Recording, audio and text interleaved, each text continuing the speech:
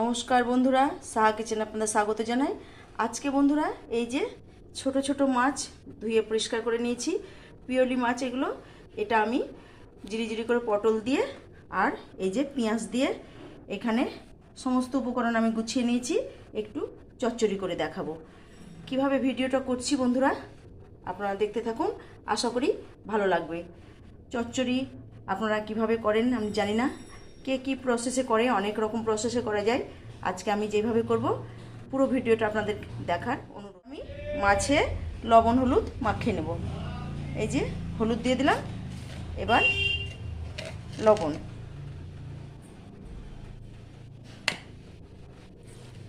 হলুদ মাখিয়ে নিলাম।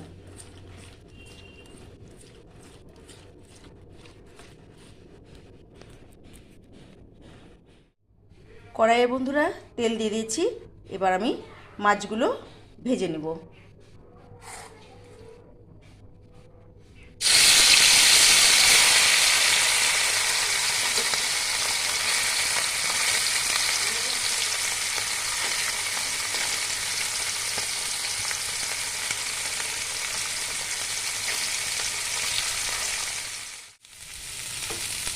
এই যে বন্ধুরা কড়াইয়ের তেলে আমি কাঁচা লঙ্কা, শুকনো লঙ্কা, কালো জিরে ফোড়ন দিয়ে পটল পেঁয়াজ ভালো করে ভেজে নিচ্ছি।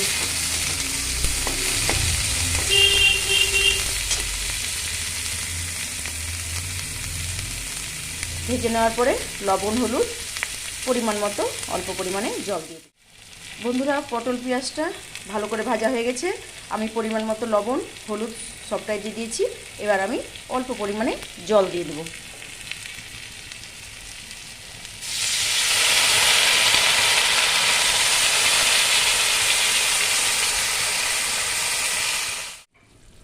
পটল পেঁয়াজ অল্প পরিমাণে জল দিয়েছিলাম, ভালো মতো সেদ্ধ হয়ে গেছে। এবার আমি ভেজে রাখা মাছগুলো দিয়ে দেব। এইখানে বন্ধুরা একটু কুচিয়ে যদি ধনেপাতা দেওয়া হয় তাহলে খুব ভালো টেস্ট হয়। আমি এরপরে একটু ভাজা মশলা জিরে ধনে শুকনো লঙ্কা গুঁড়ো করা আছে, সেই মশলা একটু নামানোর সময় দিয়ে দেব।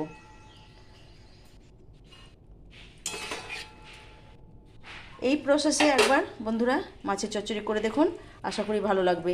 যদি ভালো লাগে তাহলে লাইক কমেন্ট শেয়ার করে আমার পাশে থাকবেন।